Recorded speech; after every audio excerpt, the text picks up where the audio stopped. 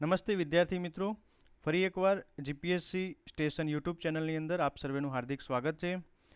આજના જે બીજા એપિસોડની અંદર આપણે જે જીપીએસસી પ્રીવિયસ યર ક્વેશ્ચન પેપરની જે સિરીઝ ચાલે છે એ સિરીઝની અંદર આગળ વધીશું. એની અંદર જે 2020ની જીપીએસસી હતી એ જીપીએસસી પરીક્ષાની અંદર જે ભૂગોળ વિષયના પ્રશ્નો જે પૂછાયા હતા એ પ્રશ્નોનું આપણે ડિટેલની અંદર એનાલિસિસ કરવાનું છે કે જે આપણી અપકમિંગ જીપીએસસી આવી રહી છે એ એક્ઝામને ધ્યાનમાં રાખીને. તો આજનો આપણો પહેલો પ્રશ્ન છે કે ભારતના દરિયા કિનારા વિશે નીચેના પૈકી કયા વિધાનો સાચા છે. હવે અહીંયા તમને પૂછ્યું છે, જો દરેક જીપીએસસીની એક્ઝામ જે ક્લાસ 1-2ની હોય, ડીવાયએસ હોય, એસટીઆઈ, પીઆઈ કે આરએફઓ કે પછી જે અપકમિંગ એસીએફની એક્ઝામ આવવાની છે જે જીપીએસસીની અંદર ડિક્લેર થઈ છે એ, તો એની અંદર હવે એવું પૂછાય છે ઘણી વખત કે ભારતનો જે બેઝિક માહિતી છે એના વિશે તમને એક ક્વેશ્ચન કમ્પલસરી પૂછે છે. આપણે જે ગયા એપિસોડની અંદર બી જોયું હતું કે તમને એ પૂછ્યું હતું પશ્ચિમ બંગાળ રાજ્યને કયા કયા રાજ્યોની સરહદ સ્પર્શે છે, કયા દેશની સરહદ સ્પર્શે છે, એ પ્રશ્ન પૂછ્યો. તો આ વખતે એવું પૂછ્યું છે કે ભારતના દરિયા કિનારા વિશે કયા વિધાન સાચો. જો પહેલો સ્ટેટમેન્ટ છે કે ભારતનો દરિયા કિનારો 9 રાજ્યો અને 4 કેન્દ્રશાસિત પ્રદેશોને સ્પર્શે છે.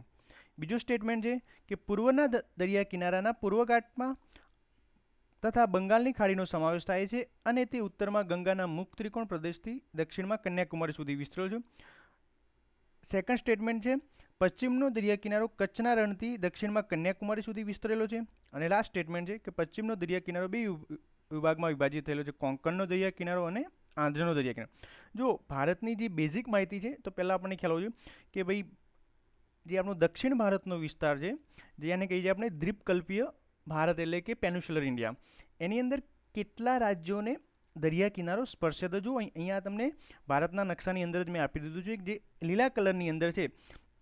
આપણે પશ્ચિમ દિશાથી વાત કરીએ તો પહેલો આવશે આપણો ગુજરાત, ગુજરાત પછી આવે છે મહારાષ્ટ્ર, મહારાષ્ટ્ર પછી આવે છે ગોવા, ગોવા પછી આવે છે કર્ણાટક, એના પછી છે કેરળ, તમિલનાડુ, પુડુચેરી રાજ્ય નથી પણ શું છે કેન્દ્ર શાસિત પ્રદેશ, એના પછી આવે છે આંધ્રપ્રદેશ. મિત્રો યાદ રાખજો, તેલંગાણાને કોઈ દરિયા કિનારાની હદ સ્પર્શ થતી નથી, ખાસ ધ્યાન રાખજો, કારણ કે ઘણી વખત આ તમારે કન્ફ્યુઝન પોઈન્ટમાં આવશે. એના પછી છે ઓડિશા અને લાસ્ટ છે વેસ્ટ બંગાળ. અને બીજો મિત્રો એક ખાસ ધ્યાન રાખજો કે ભાઈ પૂર્વેતરના કોઈ રાજ્યોને દરિયા કિનારો સ્પર્શ થતો નથી. તો આટલી વસ્તુ થઈ ગઈ ધ્યાન. તો પહેલો સ્ટેટમેન્ટ શું છે કે ભારતનો દરિયા કિનારો 9 રાજ્યોને સ્પર્શે છે. ઓકે, વાત સાચી છે, 9 કિનારા. પછી છે કે 4 કેન્દ્ર શાસિત પ્રદેશોનો, આ પણ એક સાચી વાત છે. કયા કયા 4? જો દીવ અને દમણ તથા દાદરા નગર હવેલી. મિત્રો યાદ રાખજો કે પહેલાં દીવ અને દમણ તથા દાદરા નગર હવેલી બંને અલગ અલગ કેન્દ્ર શાસિત પ્રદેશ હતા, પરંતુ હવે દીવ અને દમણ તથા દાદરા નગર હવેલી વહીવટી કારણોસર એક જ કેન્દ્ર શાસિત પ્રદેશ કરી દીધું છે. ને હવે તમારે એક ક્વેશ્ચનનો મને આન્સર કમેન્ટની અંદર આપવાનો છે કે દીવ અને દમણ તથા દાદરા નગર હવેલીનું વડુ મથક કયું રાખવામાં આવ્યું છે, દીવ રાખવામાં આવ્યું છે, દમણ કે દાદરા નગર હવેલી, એ તમારે મને કમેન્ટની અંદર જણાવવાનું છે. ઓકે, થઈ ગયા દીવ અને દમણ. એના પછી છે અંદમાન અને નિકોબાર, એ પણ ટાપુ જો એ દરિયા કિનારાની વચ્ચે આવેલું છે. એના પછી છે લક્ષદ્વીપ. ઓકે, અને તમારું નેક્સ્ટ છે પુડુચેરી, એ આપણે આવેલું છે બંગાળની ખાડીની અંદર. ઓકે, તો આ પહેલું સ્ટેટમેન્ટ સાચું. પછી છે કે પૂર્વના દરિયા કિનારામાં પૂર્વઘાટ તથા બંગાળની ખાડીનો સમાવેશ થાય છે અને તે ઉત્તરમાં ગંગાના મુખ ત્રિકોણ પ્રદેશથી દક્ષિણમાં કન્યાકુમારી. જો તમને પૂછ્યું છે પૂર્વનો, ભાઈ ક્યાંથી શરૂઆત થાય છે? પશ્ચિમ બંગાળ રાજ્યથી શરૂઆત થાય છે. હવે જો જે ભારતનો દરિયા કિનારો છે એને 2 ભાગમાં વિભાજિત કરેલો છે. એક ભાગ છે પશ્ચિમનો દરિયા કિનારો અને બીજો છે પૂર્વનો દરિયા કિનારો. પૂર્વનો દરિયા કિનારો ક્યાંથી ક્યાં શરૂઆત થાય છે કે ભાઈ પશ્ચિમ બંગાળથી શરૂ. હવે જો પશ્ચિમ બંગાળની અંદર ગંગા નદીનો મુખ ત્રિકોણ પ્રદેશ છે, અથવા એને સુંદરવનનો ડેલ્ટા કહી શકાય. ઓકે, તો પશ્ચિમ બંગાળથી શરૂ કરીને કન્યાકુમારી સુધી આ પણ જે આ પૂર્વનો દરિયા કિનારો છે એના પણ લોકલ અલગ અલગ રિજનલ નામ છે. એ જ રીતે પશ્ચિમનો દરિયા કિનારો છે એ પણ ગુજરાતના જે કચ્છ રિજન છે, કચ્છ વિસ્તાર, કચ્છથી શરૂઆત કરી અને એ પણ કન્યાકુમારી સુધી વિસ્તરેલો છે. જો અહીંયા મેં તમને આપી દીધું છે કે ભાઈ દ્વીપકલ્પીય ભારત છે એ પશ્ચિમ ઘાટ એટલે કે પશ્ચિમ તટ એને કહીએ, અથવા બીજું ભાગ છે ને પૂર્વી તટ. હવે જો પશ્ચિમ જે ભાગ છે દરિયા કિનારાનો એના મુખ્ય રાજ્ય વાઇઝ અલગ અલગ નામ છે. તો એ ગુજરાતની અંદર કયા, અને જો આ પ્રશ્ન એક વખત જીપીએસસીમાં પૂછાઈ ગયો છે મિત્રો, ધ્યાન રાખજો, આ ઘણી વખત આ ક્વેશ્ચન રિપીટ થાય છે. જો એક બીજી વસ્તુ, એક તમને એક જીપીએસસીની સિક્રેટ કહી દઉં છું કે ઘણી વખત આપણને એવું લાગતું હોય છે કે જીપીએસસીના ક્વેશ્ચન એટલા હાર્ડ હોય છે, પણ જો તમે જીપીએસસીને એક્ઝામના ક્વેશ્ચનનું બહુ આમ વ્યવસ્થિત એનાલિસિસ કર્યું હોય ને તો તમને એવું ફીલ થશે કે જીપીએસસી જોડે દરેક ટોપિકના એક ક્વેશ્ચન બેંક હોય છે. દરેક ટોપિકના 10, 15, 20, 25 એમસીક્યુ હોય છે ને, એ એમસીક્યુમાંથી વારંવાર ઘણી વખત રિપીટ થાય છે. હું તમને કહીશ કે આ ક્વેશ્ચન જો રિપીટ થયો છે. તો જો જે ગુજરાત છે એની અંદર આપણે અહીંયા કહીએ છીએ કાઠિયાવાડનો તટ, મહારાષ્ટ્ર અને ગોવા ભાગની અંદર છે, આ મહારાષ્ટ્ર અને ગોવાની અંદર છે એને કહીએ છીએ આપણે કોંકણ વિસ્તાર અથવા કોંકણનો તટ, કોંકણનો દરિયા કિનારો. અને કર્ણાટક અને કેરળ છે તો એને કહીએ છીએ માલાબાર. જો મિત્રો યાદ રાખજો, આટલા ભાગના દરિયા કિનારે કહેવાય છે માલાબાર. એના પછી જે મહારાષ્ટ્ર અને ગોવા એને કહેવાય છે આપણે કોંકણનો તટ કહીએ છીએ. આ પૂછાય છે ભાઈ ઘણી વખત, ખાસ યાદ રાખજો. અને જે ગુજરાતનો વિસ્તાર છે દરિયા કિનારાનો એને આપણે કહીએ છીએ ખાસ કાઠિયાવાડનો. એ જ રીતે પૂર્વ ઘાટના પણ અલગ અલગ રિજન વાઇઝ નામ છે. તો પૂર્વ ઘાટની અંદર જે ઓડિશા અને આંધ્રપ્રદેશનો વિસ્તાર છે એને કહીએ છીએ ઉત્તર સિરકાર. આ પણ પ્રશ્ન એક વખત જીપીએસસી 2017ની અંદર પૂછાઈ ગયો છે કે ભાઈ ઉત્તર સિરકારનો દરિયા કિનારો કયા રાજ્યના લોકલ નામ છે, અથવા જે ઉત્તર પૂર્વનો દરિયા કિનારો છે એને કયા નામથી ઓળખાય છે, નોર્ધન સિરકાર અથવા ઉત્તર સિરકાર. પછી જે તમિલનાડુનો તટ છે એને કહીએ છીએ કોરોમંડલ. જે તમિલનાડુ રાજ્યનો જે તટ છે એને કહીએ છીએ આપણે કોરોમંડલ તટ. યાદ રાખજો મિત્રો ખાસ. એના પછી જે હવે પછી ઓડિશાનો તટ છે ને એને ઘણી વખત આપણે ઉત્કલ તટ પણ કહીએ છીએ, એનું લોકલ નામ છે. એ જ રીતે આંધ્રપ્રદેશના તટને ઘણી વખત આપણે આંધ્રનો તટ અથવા આંધ્રપ્રદેશનો તટ, અને આંધ્ર અને ઓડિશાનો બંનેનો સાથે હોય એટલે એને કહીએ છીએ નોર્ધન સિરકાર. તો એ થઈ ગયા રીજનલ વાઇઝ નામ, એરિયા વાઇઝ અલગ અલગ નામ છે દરિયા કિનારાના. એક પશ્ચિમ દરિયા કિનારો છે, એક પૂર્વ દરિયા કિનારો છે. ઓકે, આપણો પ્રશ્ન હતો કે પૂર્વનો દરિયા કિનારો ક્યાંથી ક્યાં શરૂઆત થાય છે. આ પણ સ્ટેટમેન્ટ કમ્પ્લીટ સાચું છે. પશ્ચિમનો દરિયા કિનારો કચ્છના રણથી દક્ષિણમાં કન્યાકુમારી સુધી વિસ્તરેલો છે. ઓકે ભાઈ, વાત સાચી છે. લાસ્ટ સ્ટેટમેન્ટ, પશ્ચિમનો દરિયા કિનારો બે ભાગમાં વિભાજિત છે. કોંકણનો દરિયા કિનારો, જો તમને પૂછ્યું છે પશ્ચિમનો દરિયા કિનારો, ઓકે. હવે કોંકણનો દરિયા કિનારો મેં તમને હમણાં જ સમજાવ્યું છે કે મહારાષ્ટ્ર અને ગોવાની અંદર જે રાજ્યને સ્પર્શે છે એને આપણે કોંકણનો તટ કહીએ છીએ. હવે આંધ્રપ્રદેશ મિત્રો ક્યાં પશ્ચિમ કિનારે છે, એ ક્યાં છે પૂર્વ કિનારે, તો એને આંધ્રનો દરિયો કોઈ દિવસ કહેવાય નહીં. તો આ જો અડધું સ્ટેટમેન્ટ હંમેશા જીપીએસસીમાં કેવું હોય છે કે ઉતાવળની અંદર ક્યારેક આપણે મિસ્ટેક થઈ જાય છે, કારણ કે જે એક સ્ટેટમેન્ટ હોય છે એની અંદર પણ બે ભાગ હોય છે.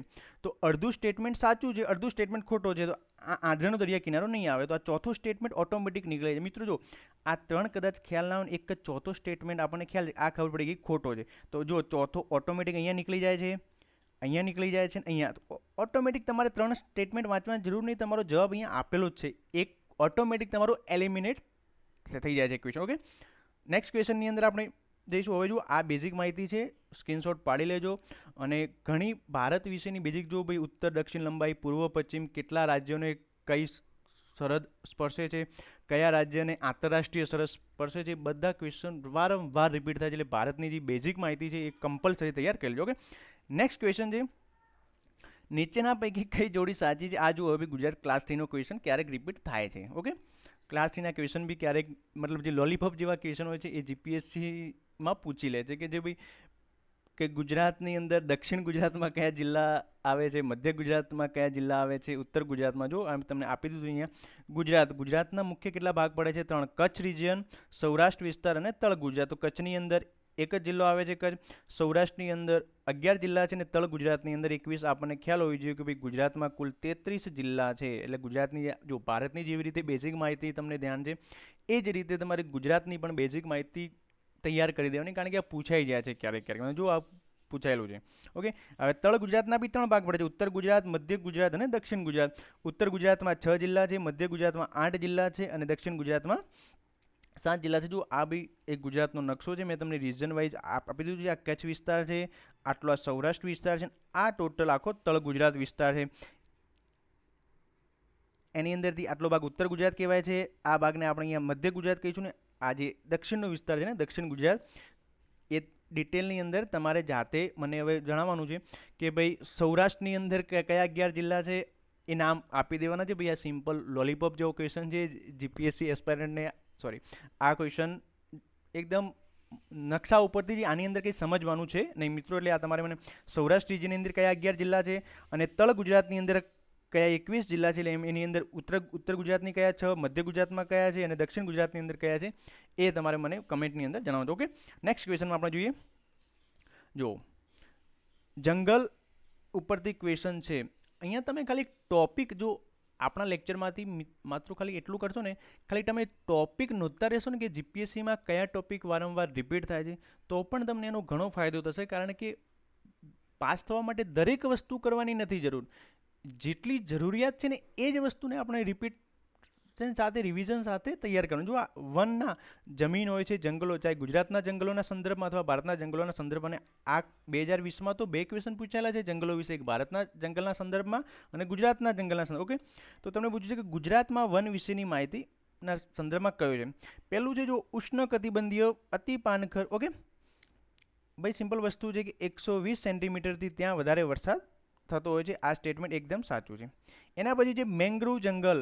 ભાઈ મેંગ્રોવ જિલ્લો રાજ્યના 15 જિલ્લાની અંદર વિસ્તરેલો છે. ઓકે, આ સ્ટેટમેન્ટ એકદમ ફેક્ચ્યુઅલ છે, તમારે યાદ રાખવાનું. ઓકે, જે દરિયા કિનારાના જે પણ જિલ્લા છે એની અંદર ખાસ આપણને આ મેંગ્રોવ જંગલો જોવા મળે છે. અને યાદ રાખજો કે આ ક્વેશ્ચન એક વખત પૂછાયેલો છે કે એવિસેના મરીના શેના સાથે સંબંધિત છે. તો યાદ રાખજો કે આ મેંગ્રોવ જંગલોનું જે મુખ્ય વનસ્પતિ હોય છે એ શું છે? એવિસેના મરીના. કારણ કે આ ક્વેશ્ચન 2021માં પૂછેલો છે. જો રિપીટ થઈ ગયો ક્વેશ્ચન, કારણ કે આ 2020ની જે આપણે 2021ના પેપરની અંદર જોયું છે કે એવિસેના મરીના કઈ વનસ્પતિ અથવા કયા જંગલો સાથે સંબંધિત છે. ઓકે, મેંગ્રોવના વન જોડે. ઉષ્ણકટિબંધીય કાંટાળા. હવે જો આમાં ખાસ તમારે કન્ફ્યુઝન ના થવું જોઈએ. અહીંયા છે સૂકા પાનખર અને અહીંયા છે ઉત્તરીય કાંટાળા વન.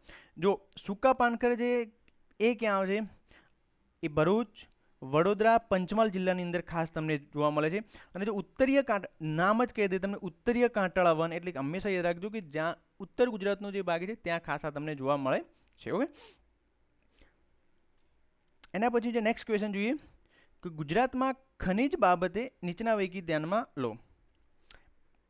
પહેલો છે સ્ટેટમેન્ટ બ્રાઉન ગોલ્ડ. મિત્રો હવે એ તો આપણને ખ્યાલ હોવું જોઈએ કે બ્રાઉન ગોલ્ડ શું છે. આ એક ઉપનામ છે. તો કોનું ઉપનામ છે? તો કે લિગ્નાઇટ વિશ્વમાં બ્રાઉન ગોલ્ડ તરીકે ઓળખાય છે. મિત્ર તમારી નોટની અંદર નોંધ કરી દેજો. જે લિગ્નાઇટ કોલસો છે એને વિશ્વની અંદર એક બીજા નામે ઓળખાય છે, બ્રાઉન ગોલ્ડ નામે ઓળખાય છે. જો અહીંયા તમને બીજી પેનથી આપણે કરી દઈએ છીએ હાઇલાઇટ. ઓકે, લિગ્નાઇટ એ કયા નામે ઓળખાય છે? બ્રાઉન ગોલ્ડ તરીકે ઓળખાય છે. હવે લિગ્નાઇટનું ઉત્પાદન, હવે આ લિગ્નાઇટની વાત આપણે જોઈ લઈએ કે લિગ્નાઇટનું ઉત્પાદન ભારતની અંદર કયા રાજ્યમાં સૌથી વધારે થાય છે? તમિલનાડુની અંદર. અને બીજું નંબરે છે ગુજરાત. ઓકે, ગુજરાતમાં દેવભૂમિ દ્વારકા એ બોક્સાઇટનો સમૃદ્ધ સ્ત્રોત છે. ફેક્ચ્યુઅલ સ્ટેટમેન્ટ છે. પછી ગુજરાતમાં મેંગેનીઝની કોઈ ખાણ મળી આવતી નથી. મિત્રો ગુજરાતમાંથી જે 12 મુખ્ય ખનિજ મળે છે એની અંદરથી મેંગેનીઝ પણ એક છે. ને મેંગેનીઝની ખાણો ક્યાં ક્યાં આવેલી છે? પંચમહાલની અંદર છે, વડોદરાની અંદર છે, દાહોદની અંદર છે. આ બધા જિલ્લાઓની અંદર જોવા મળે છે. છોટાઉદેપુર ખાતે ફ્લોસ્પારની ખાણ જોવા મળે છે. ઓકે, યાદ રાખજો ફ્લોસ્પારને બીજો ફ્લોરાઇટ પણ કહેવાય છે. બીજી વસ્તુ કે ફ્લોરાઇટની ખાણ ગુજરાતની જો વિશ્વની અંદર સૌથી પ્રથમ મળતી હોય તો એ ગ્રીનલેન્ડની અંદર છે. અને બીજું ભારતની અંદર પણ ક્યાં એક જ જગ્યાએ ગુજરાતમાં, અને ગુજરાતમાં પણ એક જ જિલ્લાની અંદર ક્યાં મળે છે? છોટાઉદેપુર. તો છોટાઉદેપુરની અંદર પણ 3 વિસ્તાર છે, આંબા ડુંગર, ડુંગરગામ અને નૈતીની ટેકરી. આ 3 વિસ્તારમાંથી ફ્લોસ્પાર મળે છે. આ મિત્રો આ ઘણી વખત આ ક્લાસ 3 હોય, જીપીએસસી હોય કે જીપીએસસી ક્લાસ 1, 2 કે સુપર ક્લાસ 3, આ ક્વેશ્ચન વારંવાર રિપીટ થાય છે કે ફ્લોસ્પારની ખાણ કયા રાજ્યમાં આવેલી છે, ગુજરાતના કયા જિલ્લામાં આવેલી છે, અથવા નીચેનામાંથી કયા કયા વિસ્તારની અંદર છે. તો તમને કદાચ પૂછી લે કે ભાઈ આંબા ડુંગર, ડુંગરગામ અને નૈતીની ટેકરીઓ કયા ખનિજ સાથે સંબંધિત છે? ફ્લોસ્પાર અથવા એને બીજું નામ ફ્લોરાઇટ પણ કહેવાય છે. ઓકે, નેક્સ્ટ ક્વેશ્ચનની અંદર જોઈએ.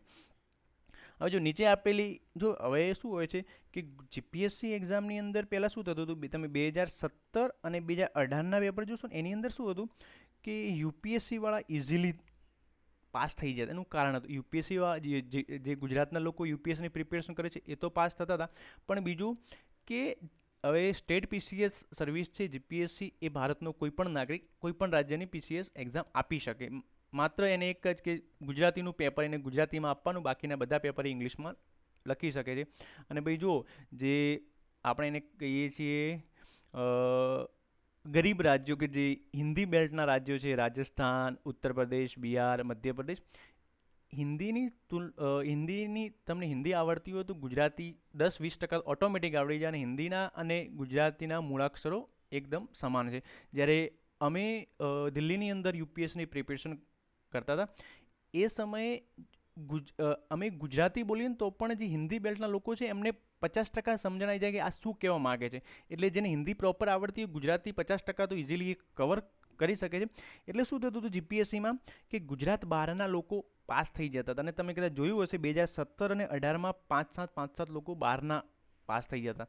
એટલે થોડું એ રેશિયો ઘટાડવા માટે શું કર્યું છે કે ભૂગોળ હોય કે ઇતિહાસ હોય, હવે જો પોલિટી છે, ઇકોનોમિક્સ, એની અંદર તો તમે ગુજરાતનું બંધારણ કંઈ અલગ ના હોય, એ તો વસ્તુ સેમ છે.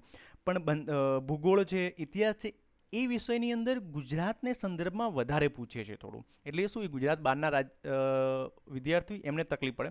એટલે હવે એવું થઈ ગયું છે કે ગુજરાતવાળા જ આ એક્ઝામ કરે ક્રેક, તો એનાથી આપણને બેનિફિટ થાય. તો જો ગુજરાતના ક્વેશ્ચનનું થોડું બધું ગુજરાતનું નહીં પણ થોડું ભારણ વધારે હશે. એટલે જો આ પણ બધી ગુજરાતની જ નદીઓ છે. હવે ખારી નદી, તો હવે તમને પૂછ્યું છે સામે, તો મિત્રો આમાં યાદ આવું કે આપણને ખબર છે કે ભાઈ સાબરમતી નદીની આ ખારી નદી શું છે, સહાયક નદી છે. અને એ પણ આપણને ખબર છે કે ભાઈ ખંભાતનો અખાત અહીંયા છે. જો સાબરમતી તમને અહીંયા મળતી હોય ખંભાતનો અખાત, એના સહાયક નદી પણ ત્યાં જ મળવાની છે. અને બીજી વસ્તુ કે જો જે આપણે કદાચ તમે એ દેખ્યું હશે કે આ ભારતનો નકશો છે. જો આ જે વિસ્તાર છે ને, આ બે ઓફ બેંગલ મતલબ બંગાળની ખાડી છે, આ છે અરબ સાગર. જે કચ્છનો અખાત હોય અથવા તો ખંભાતનો અખાત હોય, એ કોનો ભાગ છે ભાઈ? અરબ સાગરનો જ ભાગ છે. અને અરબ સાગર અને બે ઓફ બેંગાલ એટલે કે બંગાળની ખાડી કોનો ભાગ છે? હિન્દ મહાસાગરનો ભાગ છે. એક અલગ અલગ ખાલી નામ આપી દીધા છે. તો આપણને ખ્યાલ આવી ગયો ભાઈ, ખંભાતનો અખાત એ અરબ સાગરનો જ એક ભાગ છે. ઓકે, આ ક્વેશ્ચનની અંદર આપણે જોઈએ ક્યાં કે નેક્સ્ટ ક્વેશ્ચન. તો ખારી નદી ક્યાં મળે છે? અરબ સમુદ્રમાં. સાચી વાત છે એકદમ. દમણગંગા દક્ષિણની આપણે ગુજરાતની અંદર શું કહે છે, ને દક્ષિણની ગંગોત્રી તરીકે ઓળખી છે ખાસ.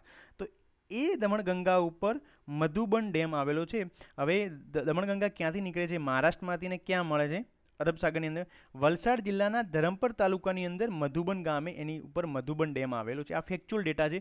તમને મધુબન ડેમ આવે, માની લો કે ભાઈ કોઈ પણ જિલ્લાની અંદર, માની લો કે ભાઈ ઉત્તર ગુજરાતની અંદર એક દાંતીવાડા ડેમ આવેલો છે બનાસ નદી ઉપર. તો એ આપણને ખ્યાલ હોવો જોઈએ કે ભાઈ દાંતીવાડા ડેમની વાત આવે તો એ બનાસ નદી ઉપર છે. એ રીતે મધુબન ડેમ, તો ફેક્ચ્યુઅલ ડેટા છે કે મધુબન ડેમ તો દમણગંગા ઉપર. એ રીતે તમારા જે જોડકા છે જોડા છે. જો અહીંયા વાત કરી લીધી છે બનાસ, કચ્છના નાના રણમાં મળે છે. ભાઈ બનાસ નદી શું છે? બનાસ, રૂપેણ અને સરસ્વતી એ 3 અંતસ્થ નદી છે. આપણે કુંવારિકા નદી કરતાં એક સ્પેસિફિક ભૂગોળની અંદર શબ્દ વાપરીએ તો અંતસ્થ નદી સારું લાગે. અંતસ્થ નદી કોને કહેવાય?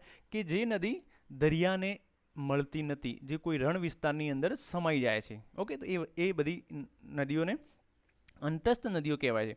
જો મેં તમને 3 નામ આપી દીધા છે, બનાસ, રૂપેણ ને સરસ્વતી. આના સિવાયની અન્ય કઈ અંતસ્થ નદીઓ છે કે જે ગુજરાતની અંદર ફેમસ નદીઓ છે કે જે અંતસ્થ નદી છે? તમારે મને કમેન્ટની અંદર નામ જણાવવાના છે. ઓકે, પછી જે શેત્રુંજી નદી, એ ક્યાં મળે છે? તો એ પણ ખંભાતના અખાતની અંદર મળે છે. ઓકે, તો આ તમારા બધા થઈ ગયા સ્ટેટમેન્ટ, કઈ રીતે જોડવાના એની વાત છે. નેક્સ્ટ ક્વેશ્ચન તમને પૂછ્યું, જો ભારતના ભૌતિક લક્ષણો, ભાઈ ઇન્ડિયાને શું પૂછ્યું તમને? ફિઝિકલ ફીચર વિશે વાત કરી છે. ફિઝિકલ ફીચર વિશે પૂછ્યું છે તો એ ખાસ અહીંયા આપણે જોઈશું કે ભૂમિભાગ નીચેના મુજબના 4 ક્ષેત્રોનો બનેલો છે. જો ભાઈ ભૂમિભાગ હોય છે એ જો વિશાળ પર્વતીય ક્ષેત્રનો હોય. પછી હવે આ ભારતના સંદર્ભમાં છે. ઉત્તરીય મેદાનો, ઉત્તરના મેદાન એટલે ઉત્તર ભારતના મેદાનો, જો મુખ્ય બે ભાગ પડે છે, ઉત્તર ભારતના મેદાનો અને દક્ષિણ ભારતના મેદાનો. ઉત્તર ભારતના મેદાનોની અંદર સિંધુ, ગંગા અને બ્રહ્મપુત્રા 3 નદીઓનો જે નદીતંત્ર છે આખું, Sindhu river system, Ganga river system અને બ્રહ્મપુત્રા રિવર સિસ્ટમ, આ 3 નદીતંત્ર છે. એ આખા નદીતંત્રના જે વિસ્તાર છે એને આપણે કહીએ છીએ ઉત્તરના મેદાનો.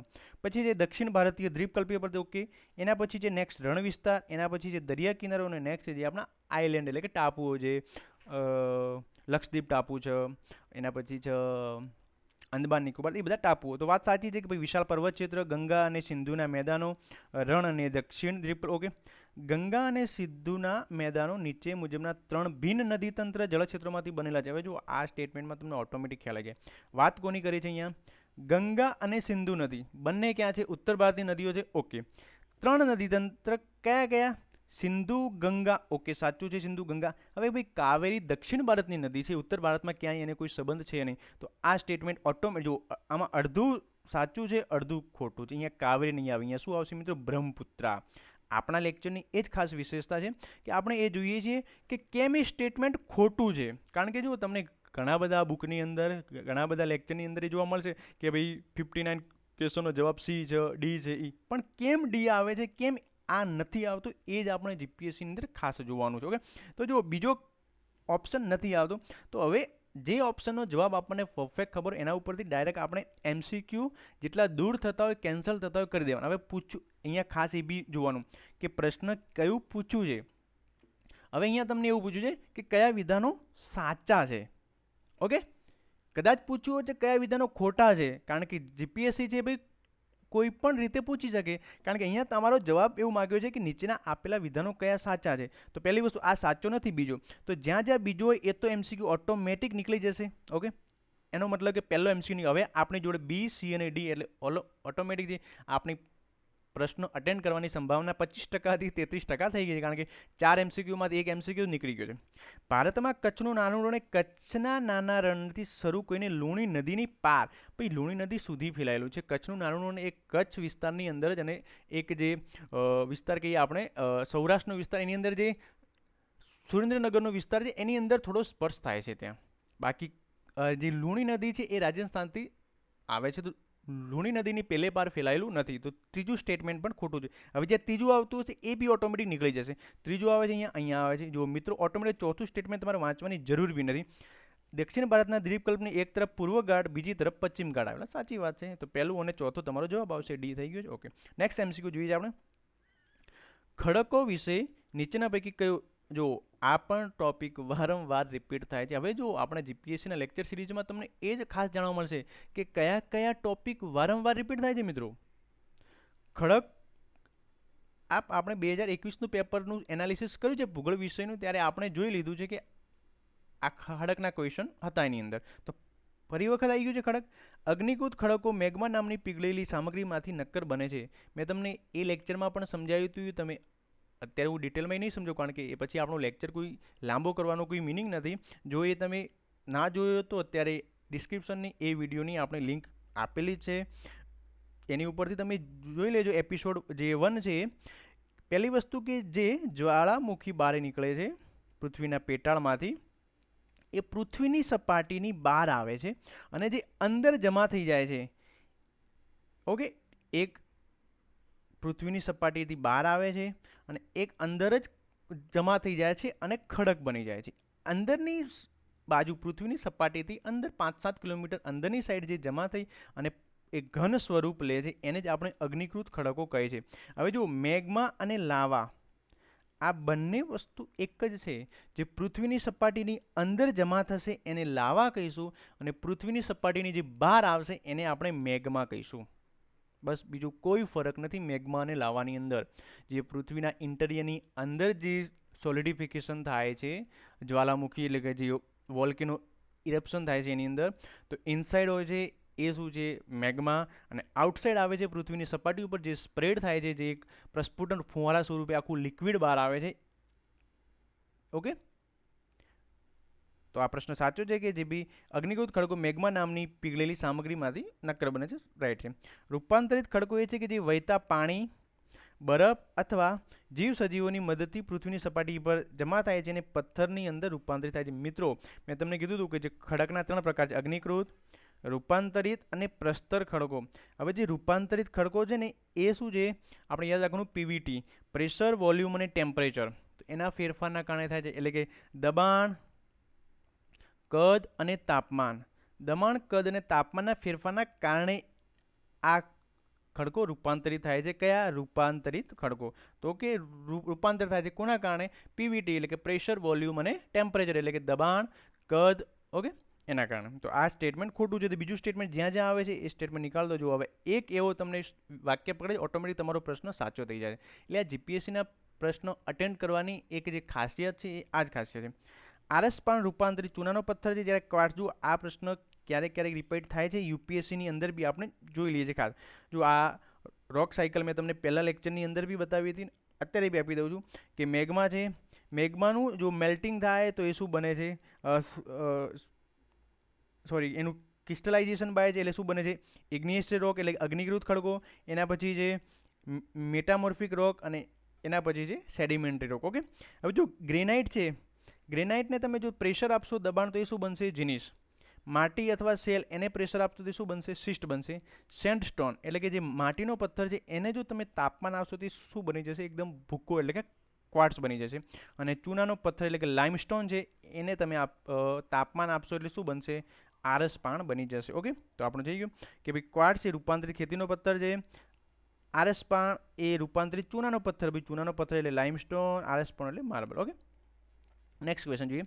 શરૂઆતમાં પૃથ્વીના આંતરિક ભાગનું તાપમાન કેટલી ઊંડાઈએ 1 સેલ્સિયસ વધે છે. ફેક્ચ્યુઅલ એનસીઆરટીની અંદર આપેલો છે ડેટા, એકદમ લાઇન ટુ લાઇન, કશું જ આની અંદર ચેન્જ કર્યું નથી. 32 મીટરની ઊંડાઈએ કે પૃથ્વીની શરૂઆતના આંતરિક ભાગનું તાપમાન 32 મીટરે 1 સેલ્સિયસ વધે છે. હવે તમારા માટે એક ક્વેશ્ચન ફરી મૂકું છું અહીંયા કે પૃથ્વીના વાતાવરણમાં, યાદ રાખજો પૃથ્વીના વાતાવરણ, માત્ર ને માત્ર વાત છે અહીંયા શોભાવરણ. કોની વાત છે, ટ્રોપોસ્ફિયર. ઓકે, કારણ કે આ જે હું ક્વેશ્ચન આપી છે ટ્રોપોસ્ફિયર માટે જ લાગુ પડશે. કેટલી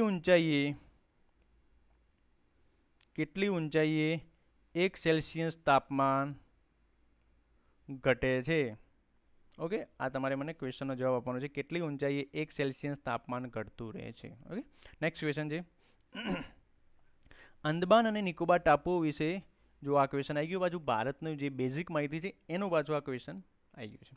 અંદમાન અને નિકોબાર ટાપુ વિશે પૂછ્યું, તે વિષુવવૃત્તીય આબોહવા ધરાવે છે. ભાઈ જો 10 ડિગ્રીની આસપાસ જે આપણા અંદમાન અને નિકોબાર ટાપુ આવેલા છે, 10 ડિગ્રીએ તો અંદમાન અને નિકોબારના બે ભાગ પડે છે, જે 10 ડિગ્રી ચેનલ છે એના દ્વારા.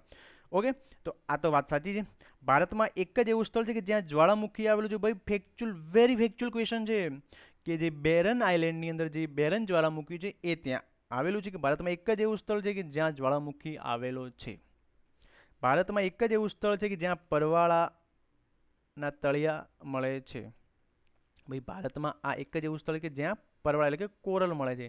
મિત્રો, જે અંદમાન અને નિકોબાર ટાપુ છે એ ટેક્ટોનિક પદ્ધતિ દ્વારા રચાયેલા ટાપુ છે, જ્યારે લક્ષદ્વીપ છે એ પરવાળાના ટાપુઓ છે.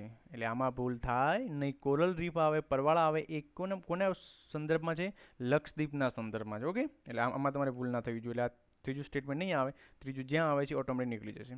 નેક્સ્ટ ક્વેશ્ચન છે સમશીતોષ્ણ ચક્રવાતમાં હવા. હવે જો આ એક શું કહેવાય, સાયક્લોન, એટલે આપણે એને ગુજરાતીમાં કહીએ ચક્રવાત. આ ચક્રવાત ટોપિક છે આખો, એ ડિટેલમાં આપણે લેક્ચર લેવાના છીએ, પણ અત્યારે એક બેઝિક માહિતી આપી દઉં છું કે સાયક્લોનના બે પ્રકાર છે, સાયક્લોન અને એન્ટી સાયક્લોન.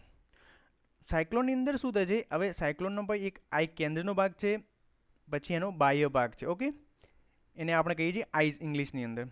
તો ચક્રવાતની અંદર શું હોય છે કે કેન્દ્રની અંદર શું હોય છે, એકદમ હલકું લો પ્રેશર હોય છે, અને જે બાહ્ય ભાગ હોય છે એ ભારે દબાણ હોય છે. કોની વાત છે અત્યારે, સાયક્લોનની. અને સાયક્લોનના પણ અલગ અલગ નામ છે ભાઈ, સમશીતોષ્ણ ચક્રવાત એટલે કે ઓકે, પછી કયા સમશીતોષ્ણ ચક્રવાતને વિલી કહેવાય છે, ટાઇફૂન કહેવાય છે, એ બધા ક્વેશ્ચન ઘણી વખત ફેક્ચ્યુઅલ ડેટા પૂછાય છે.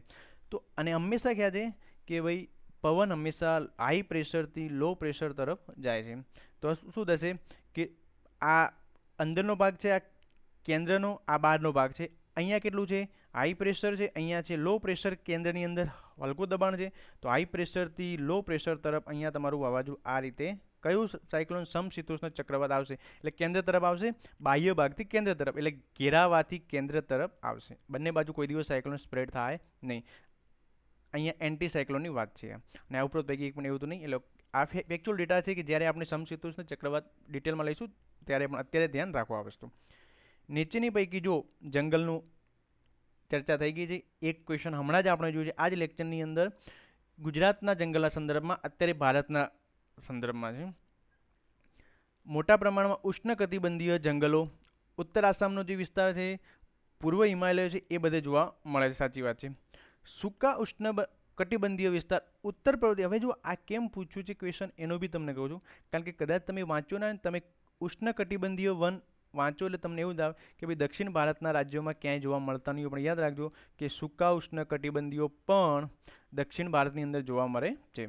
એના પછી જે પર્વતીય સમશીતોષ્ણ નામ જ છે બી મિત્રો, પર્વતીય એટલે કે પશ્ચિમ ઘાટની અંદર છે, અસમની અંદર છે, નાગાલેન્ડ અને મિઝોરમ એ રાજ્યોની અંદર જોવા મળે છે. આમાં ફેક્ચ્યુઅલ ડેટા છે, કંઈ સમજવાની જરૂર નથી. સોરી મિત્રો, પર્વતીય જે વિસ્તાર છે એ ક્યાં ક્યાં તમને જોવા મળશે? તમિલનાડુ, કેરળ અને પૂર્વ હિમાલયની અંદર. એના પછી નેક્સ્ટ ઉષ્ણકટિબંધીય પર્વતીય વન. જે પર્વતીય વન છે એ ટ્રાન્સ હિમાલય વિસ્તારની અંદર, એટલે કે જે ટ્રાન્સ હિમાલયનો દક્ષિણનો ભાગ છે એની અંદર તમને ક્યાંય જોવા મળતા નથી. નેક્સ્ટ ક્વેશ્ચન છે, ભારતમાં સરોવર બાબતે નીચેનો પૈકી કયું વિધાન સાચું છે અથવા ખોટું છે?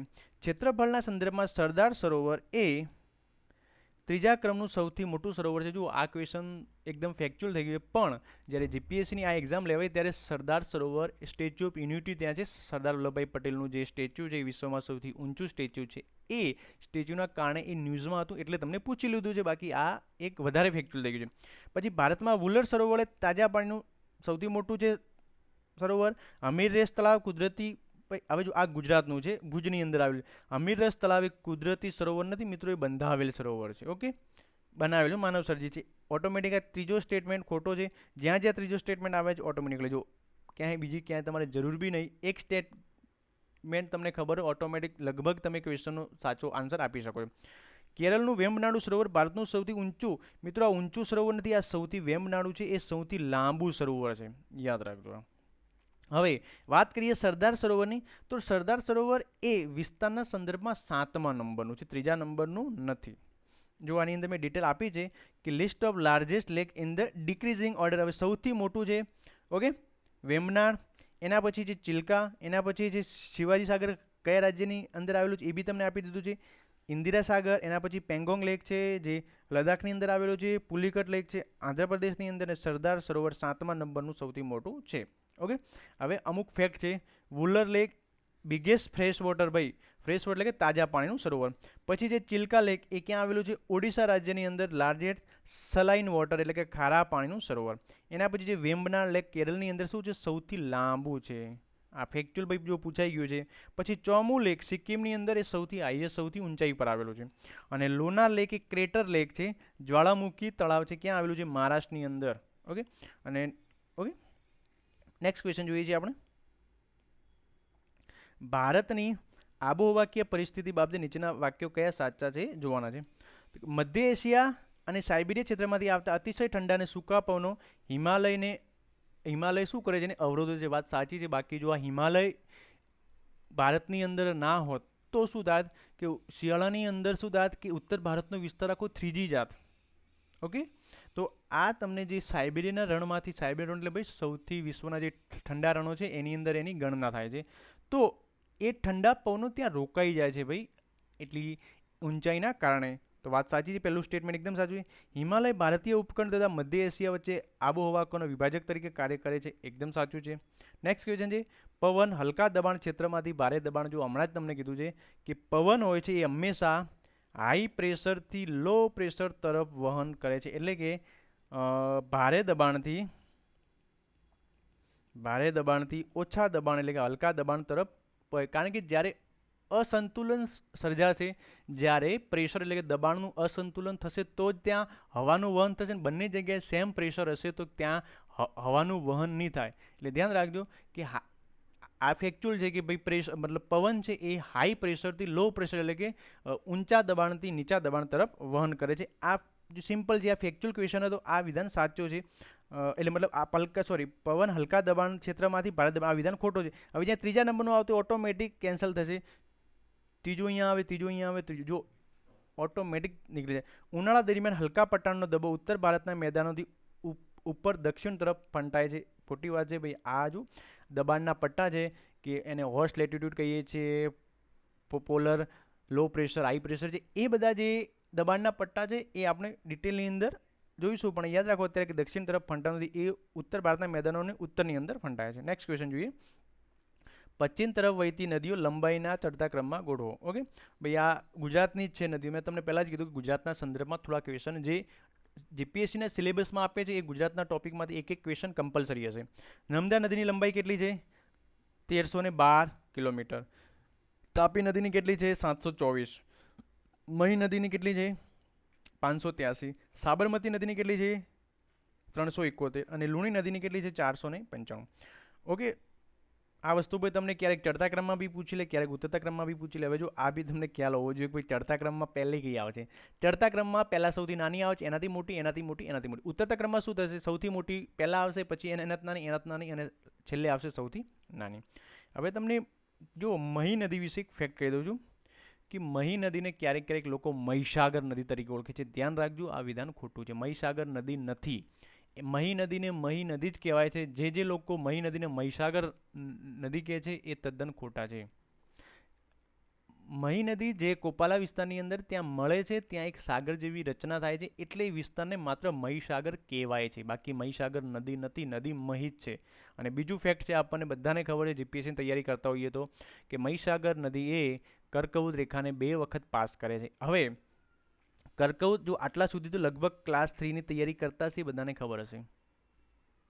પણ હવે તમારે એ જાણવાનું છે કે મહી નદી કર્કવૃત રેખાને 2 વખત પાસ કરે છે, એ બંને વખત કયા રાજ્યમાંથી પાસ કરે છે? એટલે મતલબ કયા રાજ્યની અંદર એ કરે છે? ગુજરાતની અંદર પાસ કરે છે એક વખત ને એક વખત રાજસ્થાનમાં, કે મહારાષ્ટ્રમાં, મધ્યપ્રદેશમાં, ક્યાં કરે છે ભાઈ? ઓકે, એ તમારે મને જવાબ આપવાનો છે કમેન્ટની અંદર કે મહી નદી કર્કવૃત રેખાને 2 વખત પાસ કરે છે, સનાતન સત્ય છે. પણ એ કયા વિસ્તારમાં પાસ કરે છે બંને વખત? જો બંને અલગ અલગ રાજ્ય, એક વખત માન લો રાજસ્થાનમાં, એક વખત ગુજરાતમાં, તો બી મને જણાવવાનું છે બંને વખત રાજસ્થાનમાં કરે છે કે બંને વખત ગુજરાતમાં કરે છે.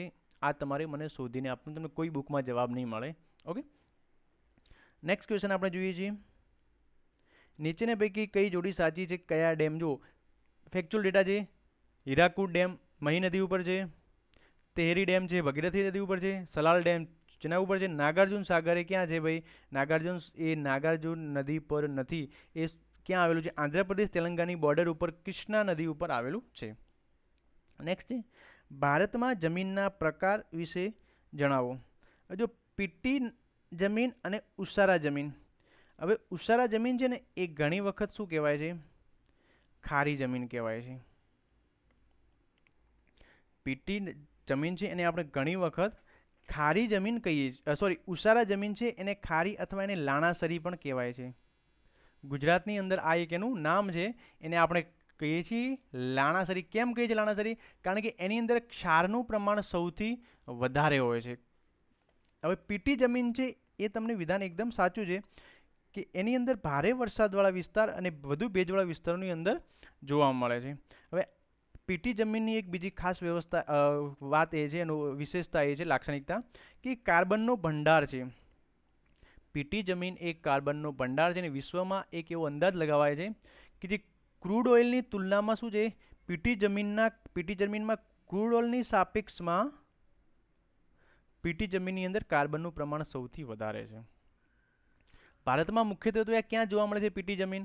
તો કે જે ઉત્તરનો ભાગ છે એની અંદર બિહારનો ખાસ, ઉત્તરાખંડ અને પશ્ચિમ બંગાળ, અને જો દક્ષિણ ભારતના રાજ્યની વાત કરીએ તમિલનાડુ અંદરની આ નદી ખાસ આ પ્રકારની જમીન ખાસ જોવા મળે છે.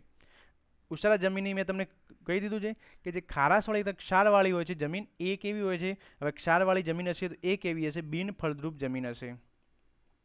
બિનફળદ્રુપ જમીન. હવે બિનફળદ્રુપ જમીન હોય તો એની અંદર કોઈ લગભગ વનસ્પતિ કે એમનો છોડનો કોઈ વિકાસ થતો નથી. અને એ ક્યાં જોવા મળે છે? કે જે નહિવત પાણીવાળા વિસ્તારની અંદર જોવા મળે છે. સિમ્પલ વસ્તુ છે. અને પહેલાં એ રીતે કીધું કે ગુજરાતની અંદર ક્યાં જોવા મળે છે? કચ્છ વિસ્તારની અંદર, ને એની લોકલ નામ છે લાણાસરી તરીકે આપણે ઓળખીએ છીએ.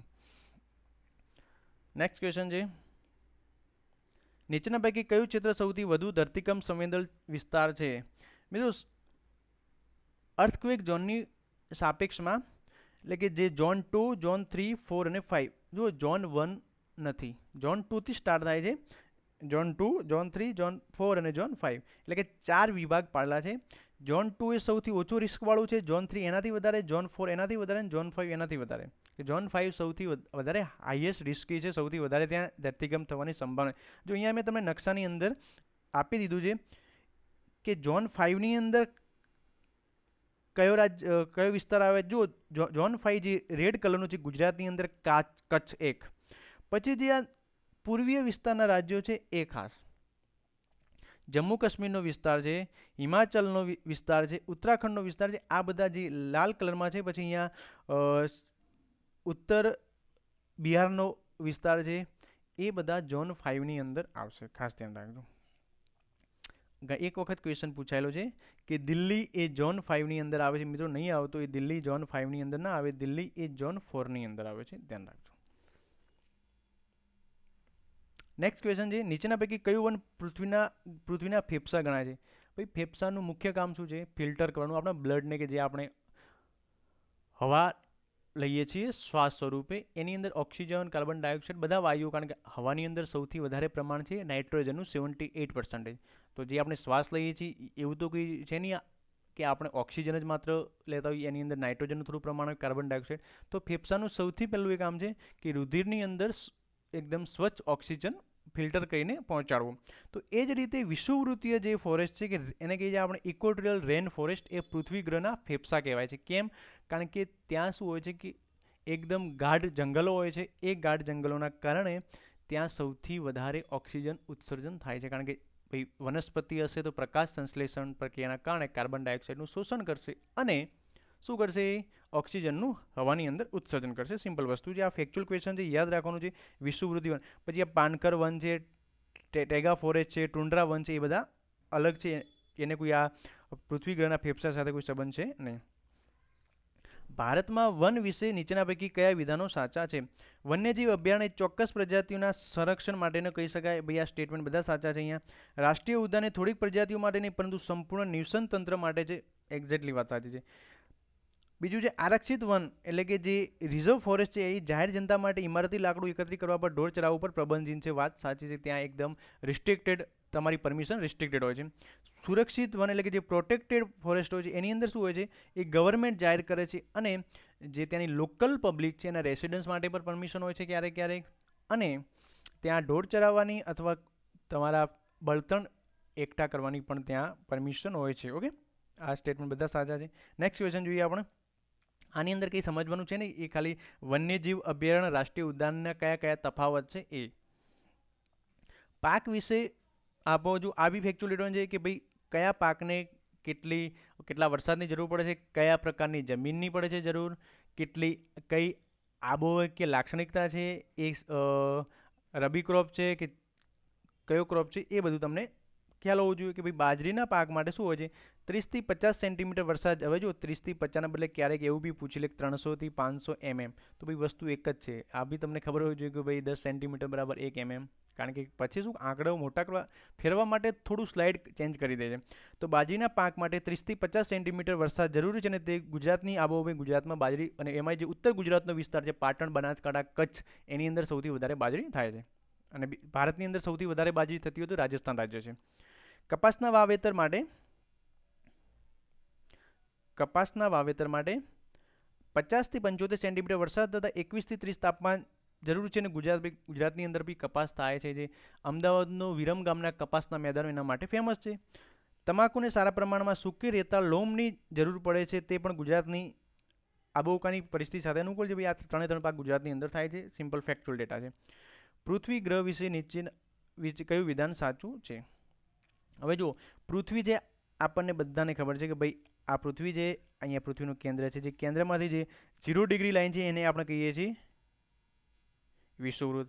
આને કહીએ છીએ ઉત્તર ગોળાર્ધ, આને કહીએ છીએ દક્ષિણ ગોળાર્ધ.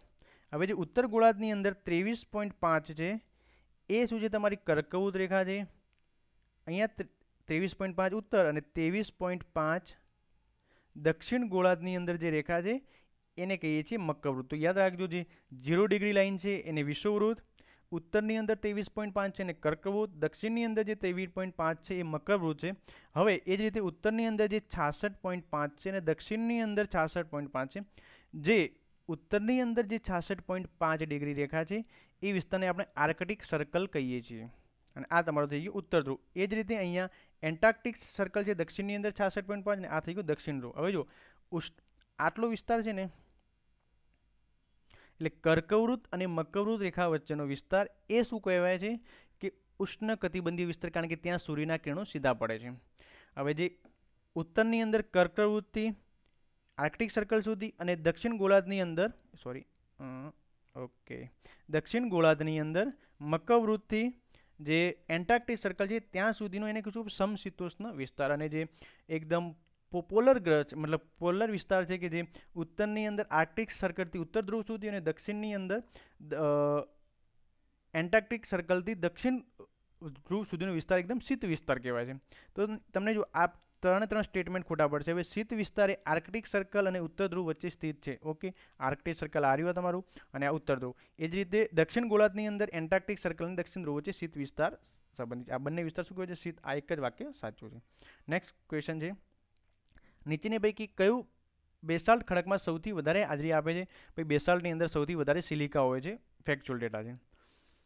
સરોવરના વર્ગીકરણના આધારે નીચેના પૈકી કયા વિધાનો સાચા છે?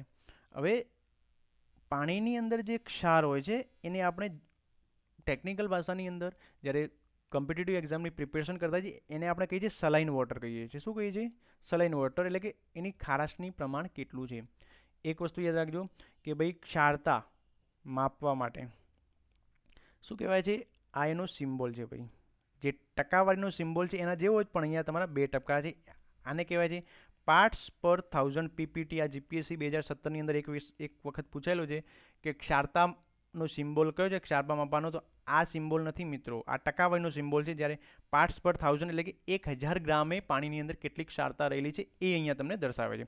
તો હવે પાણીના 3 પ્રકાર છે. એક તો ફ્રેશ વોટર છે, એક બ્રેકિશ વોટર છે, બ્રેકિશ વોટર, અને ત્રીજું છે સલાઇન વોટર એટલે ક્ષારીય પાણી. હવે ફ્રેશ વોટર અને સલાઇન વોટરની જે વચ્ચે મિડલ છે એને આપણે કહીએ છીએ બ્રેકિશ વોટર. જે એસ્ટુરીનું પાણી હોય છે એને બ્રેકિશ વોટર, કે જ્યાં નદી સમુદ્રને મળે છે એટલે કે નદીનું સમુદ્રનું પાણી મિક્સ થાય છે એ વિસ્તારો છે ને બ્રેકિશ વોટર હોય છે ખાસ ત્યાં. તાજા પાણીનું સરોવર 1000ના ભાગે 5 જેટલી. હવે આ વસ્તુ યાદ રાખો કે ફ્રેશ વોટરની મેક્સિમમ ક્ષારતા કેટલી હોય છે? 5 પીપીટી. હવે હું પીપીટી જ કહીશ, પાર્ટ્સ પર 1000 પીપીટીની વાત આવે એટલે ક્ષારતા જ સમજવાનું તમારે. તો ફ્રેશ વોટરની મેક્સિમમ 5 સુધીની ક્ષારતા હોય તો ચાલે. બ્રેકિશ વોટર 5 થી કહીને 35 સુધી, અને જ્યારે સલાઇન વોટર 35થી વધારે હોય છે. ઓકે, તો આ ત્રણનું વર્ગીકરણ છે. ખારા સરોવર 1000 ભાગે 35 ભાગે તેથી વધુ ક્ષારતા ધરાવે છે. સનાતન સાચું છે, ફેક્ચ્યુઅલ ડેટા છે. બ્રેકિશ વોટર 1005થી વધુ પરંતુ 35 પીપીટીથી ઓછી. હવે જો 35થી ઓછી એવું ના લખાય, એવું લખવું પડે, કાં તો 35 આમ સિમ્બોલ આપવો પડે અથવા 35 પીપીટી. પણ જીપીએસસી વાળા શું કરે છે મિત્રો ખબર છે? ઇંગ્લિશનું ગૂગલ ટ્રાન્સલેટ કરે છે ગુજરાતીમાં. એટલે ક્યારેક ઘણી ગુજરાતી ક્વેશ્ચનની અંદર મિસ્ટેક હોય છે, પણ આપણે તો ભાઈ કંઈ કરી ના શકીએ કારણ કે જીપીએસસી એક વખત આપી દીધું, દેટ્સ ઇટ.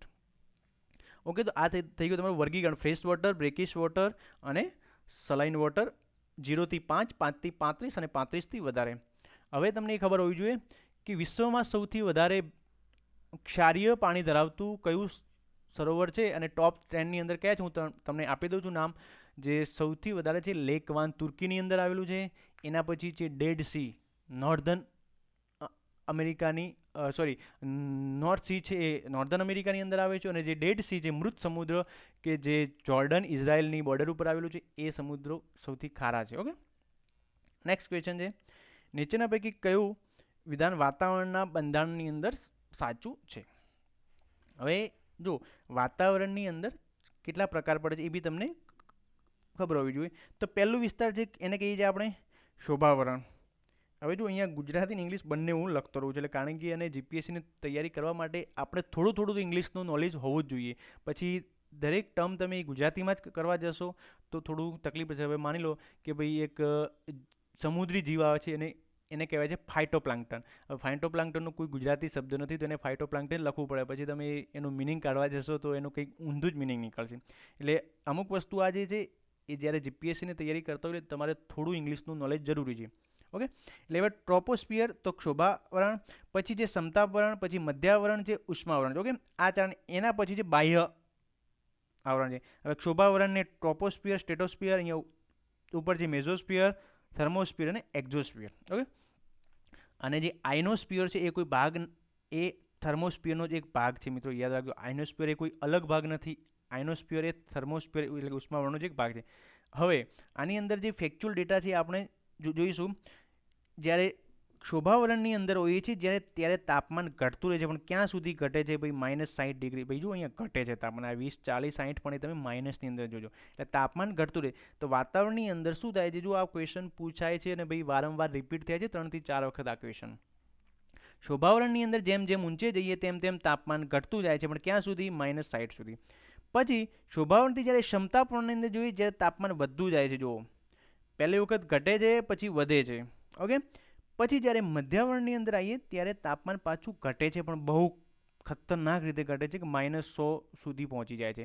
અને એના પછી જ્યારે ઉષ્માવરણની અંદર આઇનોસ્ફિયર અને બાહ્ય આવરણની અંદર જશો એટલે તાપમાન વધતું જશે, કારણ કે જેમ જેમ ઉપર જશો એમ એમ તમારું શું છે? શૂન્યાવકાશ થશે અને તમારા સૂર્યની નજીક તમે પહોંચતા જશો ધીમે ધીમે, ત્યાં તાપમાન ઓબ્વિયસલી વધારે.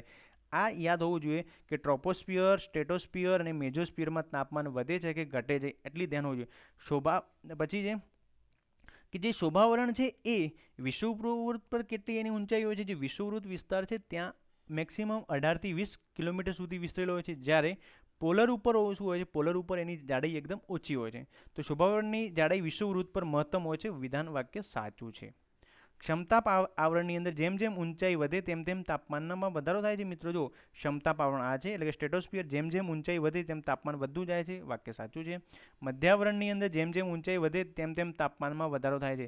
હવે જો મધ્યાવરણની અંદર તાપમાન ઘટે છે મિત્રો, વધતું નથી. ઓકે, આ વિધાન ખોટું છે. ભાઈ આ ક્વેશ્ચન રિપીટ થયો છે. હવે જો અહીંયા તમને મેં ઇંગ્લિશમાં માહિતી આપી છે, જરા તમે જોઈ લેજો.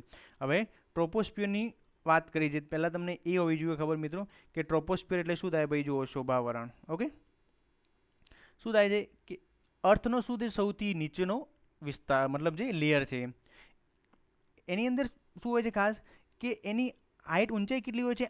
8 કિલોમીટર ક્યાં? ધ્રુવો પર. અને 18 કિલોમીટર ક્યાં હોય છે? ઇક્વેટર ઉપર. પહેલું સ્ટેટમેન્ટ હતું આપણું કે શું પૂછ્યું છે કે શોભાવરણની આવડે વિષુવવૃત્ત પર મહત્તમ હોય છે. જો અહીંયા આપેલું છે કે ધ્રુવો ઉપર 8 કિલોમીટર સુધી હોય છે, જ્યારે વિષુવવૃત્ત પર એટલે કે ઇક્વેટર ઉપર કેટલું હોય છે? 18 કિલોમીટર સુધી. ઓકે, હવે આ તમે સ્ક્રીનશોટ પાડીને વાંચી લેજો. આ જે ફેક્ચ્યુઅલ જેટલો તો ડેટા એ મેં તમને સમજાવી દીધું છે કે કયા વિસ્તારની અંદર આપણા પ્લેનને ઉડે છે, કયા આવરણની અંદર જેટ પ્લેન ઉડતા હોય છે, કયા વિસ્તારની અંદર આપણું ઓઝોન લેયર આવેલું છે, કયા લેયરની અંદર વીજળી આપણી પૃથ્વી પર આવતી હોય છે, કયા આવરણની અંદર અવકાશીય ઘટનાઓ બનતી હોય છે. ઓકે, તો આ બધું આ સ્ક્રીનશોટની અંદર તમે વાંચી લેજો વ્યવસ્થિત. ઓકે, નેક્સ્ટ ક્વેશ્ચન જોઈએ છે. નીચેની પૈકી કયું અન્ય 3 કરતાં સૂર્યપ્રકાશને પાછો પરાવર્તિત કરે છે? ભાઈ જુઓ, જે ચળકતી સપાટી હશે સૌથી વધારે એને કરશે. તો તાજા બરફથી આચ્છાદિત એટલે કે જે સોઇલ છે, પણ એ કેવી સોઇલ છે? બરફથી ઢંકાયેલી છે. ઓકે, બાકી રેતી એ શોષી લે છે સૌથી વધારે, ડાંગરનો પાક નહીં આવે. ઓકે, તો આ શું આવશે? બરફવાળો વિસ્તાર. નીચેની પૈકી કઈ સાચી જોડાયેલ નથી? જો મેં તમને આપણે પહેલાં બીજા જ ક્વેશ્ચનની અંદર પૂછ્યું છું કે જે ટ્રોપિકલ સાયક્લોન છે એના વિસ્તાર વાઇઝ અલગ અલગ નામ છે. જો આપણે અહીંયા નામ જોઈ લઈએ ખાસ કે ટ્રોપિકલ સાયક્લોન છે એ શું હોય છે કે ટાઇફૂન એ ક્યાં ઓળખાય છે? આ ટ્રોપિક સાયક્લોનનો જ ભાઈ વિસ્તાર કરું છું. ટાઇફૂન તરીકે ક્યાં ઓળખાય છે? કે જે ચાઇના સી છે અને પેસિફિક પ્રશાંત એટલે કે પ્રશાંત મહાસાગર છે, જો આ વિસ્તારની અંદર ટાઇફૂન તરીકે ઓળખાય છે. જો આ ટાઇફૂન તરીકે. પછી હરિકેન તરીકે ક્યાં ઓળખાય છે? વેસ્ટ ઇન્ડિયન આઇલેન્ડની અંદર ને એટલાન્ટિક ઓશન. જો ભાઈ આ જે વિસ્તાર એ વેસ્ટ ઇન્ડિઝ આઇલેન્ડ એટલે કે અહીંયા કહેવાય છે ને, આ આખો વિસ્તાર છે એટલાન્ટિક, એટલે એટલાન્ટિક વિસ્તારની અંદર હરિકેન તરીકે ઓળખાય છે, એટલે કે એને કેરેબિયન સમુદ્ર કહેવાય છે. એના પછી જે ટોર્નેડો એ ક્યાં છે? વેસ્ટ આફ્રિકા અને સાઉધર્ન યુએસએની અંદર ટોર્નેડો તરીકે ઓળખાય છે. આ ક્વેશ્ચન ખાસ યાદ રાખજો. વિલી ઓસ્ટ્રેલિયાની અંદર ઓળખાય છે. અને ઇન્ડિયન ઓશનની આપણે એને શું કહીએ છીએ? ચક્રવાત જ કહીએ છીએ, એટલે કે ટ્રોપિકલ સાયક્લોન. આ ક્વેશ્ચન ભાઈ રિપીટ થાય છે, એટલે કયો સાચી રીતે જોડાયેલ નથી એ તમે અહીંયા જોઈ લો. ઓકે, આ મેં ક્વેશ્ચન કર્યું કે ભાઈ જો દક્ષિણ આફ્રિકામાં ક્યાં વિલી ક્યાં આવશે? ઓસ્ટ્રેલિયાની અંદર આવશે. ચીનની અંદર કયું આવે છે?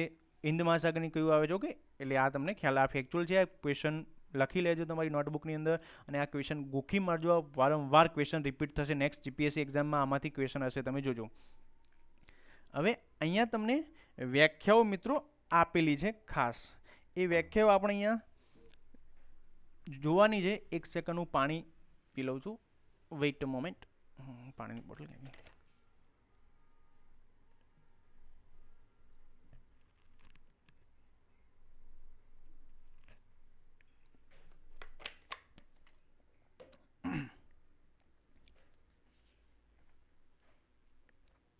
હા, અહીંયા જો હવે 82 નંબરનો ક્વેશ્ચન જે છે એ ક્વેશ્ચનની અંદર તમને અહીંયા વ્યાખ્યા પૂછીએ કે વસ્તી લિંગનો ગુણોત્તર, જન્મદર, મૃત્યુદર, આમાંથી કયું વિધાન સાચું છે? આ મિત્રો યાદ રાખજો કે વસ્તી લિંગનો ગુણોત્તર હોય, ચાહે જન્મદર હોય કે મૃત્યુદર, એ બધું 1000 પુરુષોની સાપેક્ષે જ લેવામાં આવે છે, એટલું યાદ રાખો. 10,000 અહીંયા ક્યાંય નહીં આવે, 1000ની જ વાત આવશે. એટલે આ એક વાક્ય સાચું છે. આજુ આ ક્યારેક આ વ્યાખ્યા બી પૂછી લે છે. એટલે આપણે જીપીએસસીની લેવલની બહુ સ્પેસિફિક તૈયારી કરવી હોય તો એમાં એકદમ પરફેક્શન જોઈશે. આયારામ ગયારામ જેવી સ્થિતિ ચાલશે નહીં કે ના ગોખી માર્યું ને બધું થઈ ગયું. MCQ કોઈ બુકમાંથી કર્યા હશે તો જીપીએસસી એક્ઝામમાં કામ નહીં આવે. તમારે એવી લેવલથી તૈયારી કરવી પડશે કે કોઈ પણ રીતે ફેરવીને ક્વેશ્ચન પૂછે તો તમને ખ્યાલ હોવો જોઈએ. નેક્સ્ટ ક્વેશ્ચન જોઈએ છે ચક્રવાત વિશે કયું સાચું છે? હવે જો ઉષ્ણકટિબંધીય ચક્રાત અને સમશીતોષ્ણ ચક્રાત, હવે અહીંયા છે કે ઉષ્ણકટિબંધીય ચક્રાત એ માત્ર સમુદ્ર ઉપર જ વિકસિત થાય છે. આ વિધાન સાચું કે જ્યારે આપણે ચક્રવાત એટલે મતલબ ચક્રવાતના બી 2 ભાગ છે. ઉષ્ણકટિબંધીય એટલે કે ટ્રોપિકલ સાયક્લોન અને ટેમ્પરેટ સાયક્લોન, એ બંનેના કયો ડિફરન્સ છે કે જ્યારે સમશીતોષ્ણ ચક્રવાત છે સમુદ્ર અને જમી બંને ઉપર વિકસિત થઈ શકે છે. બંને વાક્ય સાથે ઉષ્ણકટિબંધીય ચક્રવાત એ ઉનાળા દરમિયાન વિકસિત થાય છે, જ્યારે સમશીતોષ્ણ ચક્રવાત એ શિયાળા દરમિયાન વિકસિત થાય છે. હવે આ બંનેનો ડિફરન્સ છે એ હું તમને આપણી ટેલિગ્રામ ચેનલ છે, માત્ર તમે ટેલિગ્રામની અંદર ભાઈ જીપીએસસી સ્ટેશન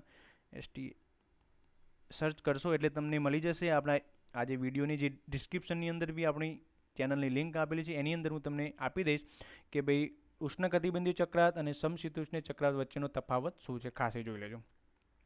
નીચેના પૈકી કયા જોડણી સાચી છે? ભાઈ જો કયા વાદળો ઊંચા વાદળો છે, મધ્યમ કક્ષાના અને નીચા વાદળો એ ફેક્ચ્યુઅલ ડેટા છે, એમાં કંઈ સમજવાની જરૂર નથી, માત્ર ને માત્ર તૈયાર જ કરવાનું છે. આની અંદરથી આ એક જોડ સાચી છે. કારણ કે આપણે એટલું બધું ડિટેલમાં કરવા જઈશું તો આપણું લેક્ચર ભૂગોળ માટે જો એક સાલની જીપીએસસીના પેપર જો 2-2.5 કલાકનું લેક્ચર થશે, પછી 15-20 કલાકનું લેક્ચર થશે. આપણે આ ડિટેલમાં ભણશું, પણ જ્યારે subject wise lecture series start કરશું એની અંદર આ દરેક વસ્તુ આપણે ડિટેલમાં ભણશું. અત્યારે કારણ કે પેપર સોલ્યુશન કરીએ છીએ અને એ ખાસ તમને હું અત્યારે મારું મેઇન ફોકસ એ છે કે જીપીએસસીમાંથી કયા લેવલના ક્વેશ્ચન પૂછાય છે અને કયા ટોપિકમાંથી ખાસ આવે છે એ જોવાની જરૂર છે આપણે. નેક્સ્ટ ક્વેશ્ચન પૂછ્યું છે નીચેના જો પૈકી કયા વિધાનો સાચા છે? તરંગો મહાસાગરની સપાટી તરફ સ્થળાંતર કરે છે. બીજું છે ભરતી પાણીના વિશાળ જથ્થાને સમયાંતરે ચડાવ ઉતર થાય છે. ભાઈ સાચી વાત છે. ભરતીની અંદર શું થશે? પાણી ઉપરની તરફ આવશે. ઓટની અંદર શું થશે? પાણી નીચેની તરફ જશે. તરંગો મહાસાગરની સપાટી તરફ સ્થળાંતર કરે છે. આ બી વાક્ય સાચું છે. નેક્સ્ટ ક્વેશ્ચન જોઈએ. જે ડ્રેનેજ પેટર્ન છે એ ભાઈ જો ડ્રેનેજ પેટર્નના પણ અલગ અલગ પ્રકાર છે. વૃક્ષાકાર છે, સમાંતર જલપ્રવાહ, ત્રિજ્યાકાર. હવે જો વૃક્ષાકારની અંદર શું થશે? એક આ મુખ્ય હશે કેનાલ, મુખ્ય નદી, અહીંથી તમારી આ એકની શાખા નદી હશે, એને અહીંયા એક શાખા નદી મળતી હશે, એને એક અહીંયા શાખા નદી મળતી હશે. એ જ રીતે આ એક શાખા નદી, એની ઉપશાખા, અહીંયા બી ઉપશાખા. એટલે અહીંયા જો એક વૃક્ષનું મેન ડાળી, એની બી નાની ડાળી એ રીતે આકાર હશે. જો અહીંયા તમને આપેલું છે. આ બધી ઇંગ્લિશમાં એને કહેવાય છે ડેન્ડ્રિક પેટર્ન. એના પછી જે પેરેલેલ એટલે કે જે સમાંતર જળ પરિવહન છે, જે દક્ષિણ ભારતની નદીઓ છે એ ખાસ બધી કેવી છે? સમાંતર નદીઓ છે, એકબીજાને ઇન્ટરકનેક્ટેડ થતી નથી. કારણ કે જો ઉત્તર ભારતની છે નદીઓ બધી વૃક્ષાકાર તમને જોવા મળશે. પછી જે ત્રિજ્યાકાર, ત્રિજ્યાકારમાં પણ 2 છે. એક કેન્દ્ર, એક મિનિટ, હા, ત્રિજ્યાકારમાં પણ 2 છે. એક કેન્દ્રગામી અને એક છે કેન્દ્ર ત્યાગી. મિત્રો યાદ રાખજો, કેન્દ્ર ત્યાગી એટલે શું થશે? એક જ વિસ્તારમાંથી નીકળી અને ચારે દિશામાં વહે છે, એને કહીશું કેન્દ્ર ત્યાગી. કેન્દ્રગામીની અંદર શું થશે?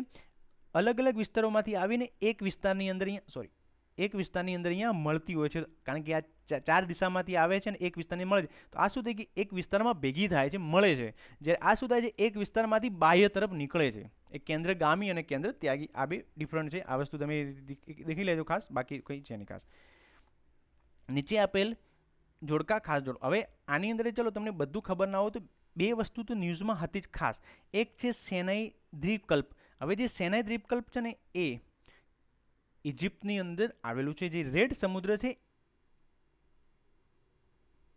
ત્યાંથી તમે ઉપર જશો ને એ અહીંયા આ જે તમારું ઇઝરાયલવાળો અહીંયા ઇઝરાયલ છે, આ આખું ઇજિપ્ત છે, આ જે છે સેનાઈ પેનુસલર એટલે એને કહેવાય છે સેનાઈ દ્વીપકલ્પ. આ એક સમયે જ્યારે 7 દિવસીય ઇઝરાયલ યુદ્ધ થયું હતું કે જ્યારે આજુબાજુના બધા જે ઇસ્લામિક કન્ટ્રી હતા એ કન્ટ્રીઓ બધા એક જ પક્ષમાં હતા, જ્યારે સામા પક્ષ એક જ ઇઝરાયલ હતું. પણ એ 7 દિવસની અંદર ઘણા બધા દેશોને ઇઝરાયલે હરાવી દીધા હતા અને એ સમયે ઇજિપ્ત જોડેથી ઇઝરાયલે આ સિનાઈ પેનુસલર એટલે કે સેનાઈ દ્વીપકલ્પ છીનવી લીધો હતો. પણ એક એ ટીટીના કારણે પછી યુદ્ધ પછી જે ટ્રીટી થાય છે એ ટ્રીટીમાં એમને રિટર્ન આપી દે છે. એટલે કે સેનાઈ દ્વીપકલ્પ એ ક્યાં આવેલું છે? ઇજિપ્તની અંદર. પછી હોર્મુઝ સામુદ્રની ભાઈ જ્યારે ડોનાલ્ડ ટ્રમ્પ પ્રેસિડન્ટ હતા, કારણ કે આપણે 2020ની વાત કરી છે, એ સમયે શું હતું, આ હોર્મુઝ સામુદ્ર ધુની સૌથી વધારે ન્યૂઝમાં રહેતી હતી. કેમ? કારણ કે હોર્મુઝ સામુદ્ર ધુની છે એ આ ઈરાન જે ભાઈ ઈરાનની ન્યુક્લિયર ડીલ હતી એ ડોનાલ્ડ ટ્રમ્પે કેન્સલ કરી હતી અને આ જે હોર્મુઝ સામુદ્ર ધુની છે એ યુએઈ એટલે કે આ યુએઈ થઈ ગયું ને આ બંનેની વચ્ચે અહીંયા સામુદ્ર ધુની છે. ભારત શ્રીલંકા વચ્ચે એક સામુદ્ર ધુની આવેલી છે, પાલ્ક સ્ટ્રેટ, એને આપણે સ્ટ્રેટ કહીએ છીએ કે પાલ્કની સામુદ્ર ધુની. એ જ રીતે તો યુએઈ અને ઈરાન હવે આ બંને થઈ ગયા. ત્રીજામાં સી છે, અહીંયા જે હવે આવતું હોય, જુઓ થર્ડમાં સી આવે છે, ફોર્થમાં ડી આવે છે, થર્ડમાં સી ફોર્થમાં ડી.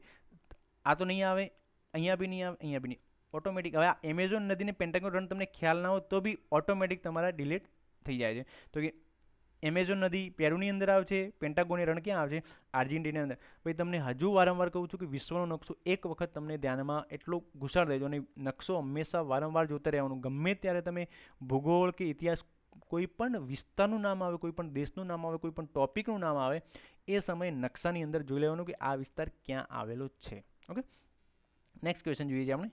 નીચેના પૈકી કઈ પ્રણાલી ટ્રિકલ પદ્ધતિ તરીકે ઓળખાય છે? ભાઈ એક જ છે કે ભાઈ જે ડ્રોપ ઇરિગેશન પદ્ધતિ છે, ટપક સિંચાઈ, જેને ટ્રિકલ સિંચાઈ પદ્ધતિ ઓળખીએ છીએ.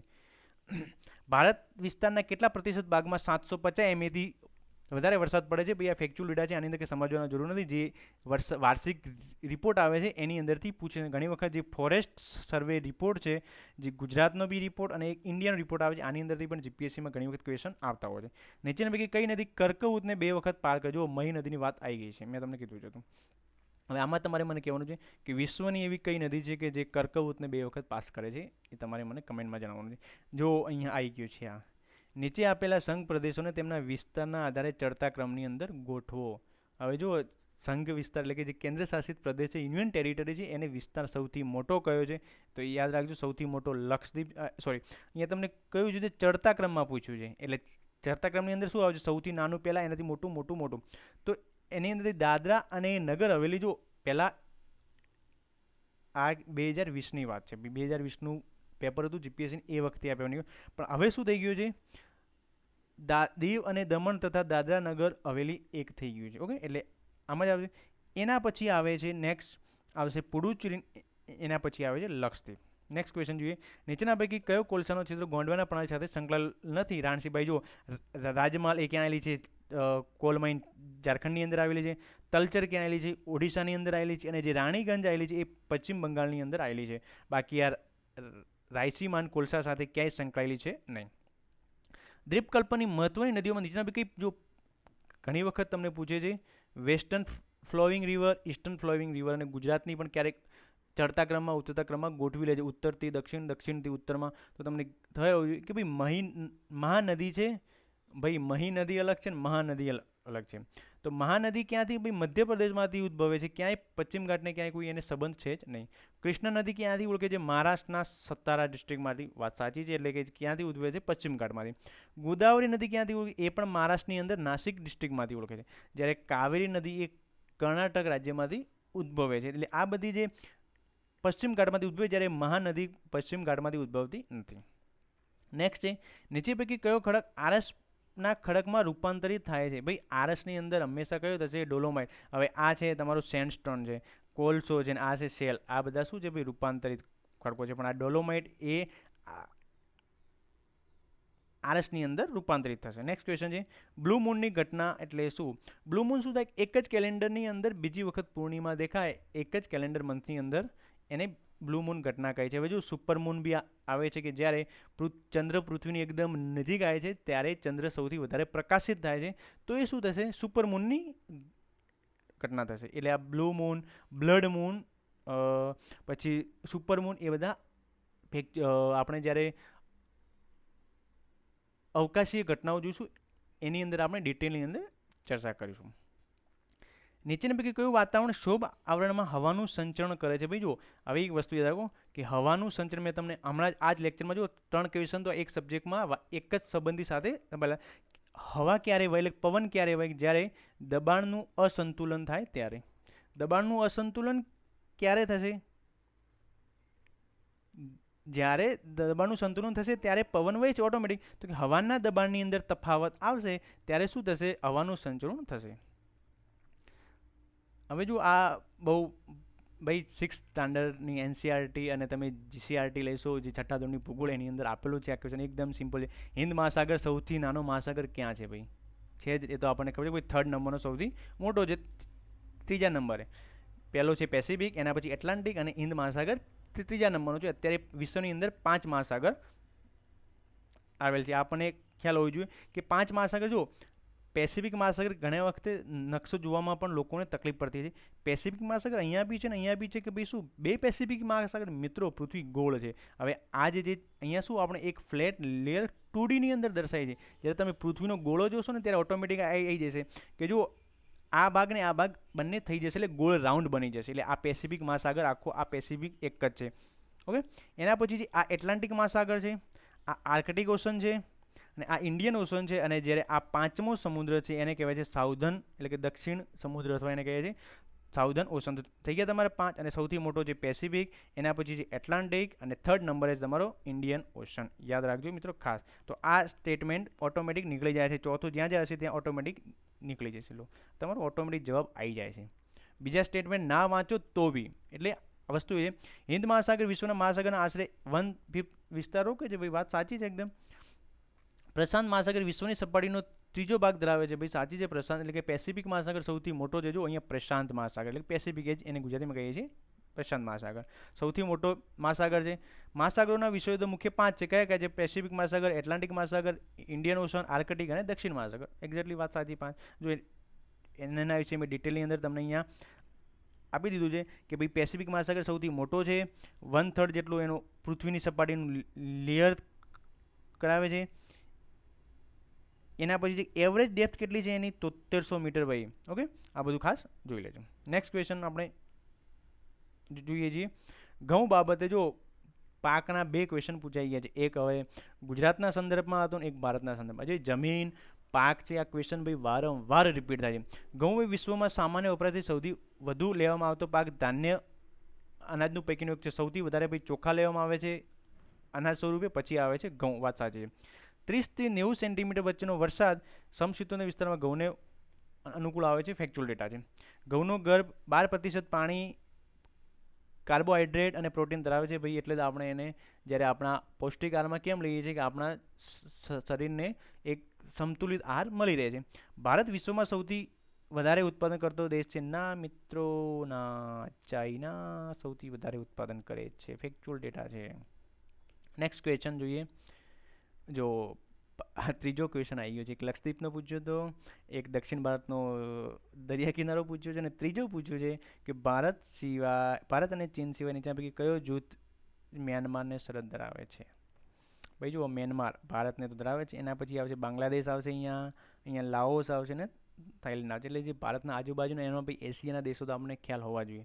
મિત્રો, એક આ જે કહ્યું છું તમને બીજું, આ લાઓસ કન્ટ્રી છે ને, આ પૂછેલું છે એક વખત, એ લેન્ડલોક કન્ટ્રી છે. કેવું છે?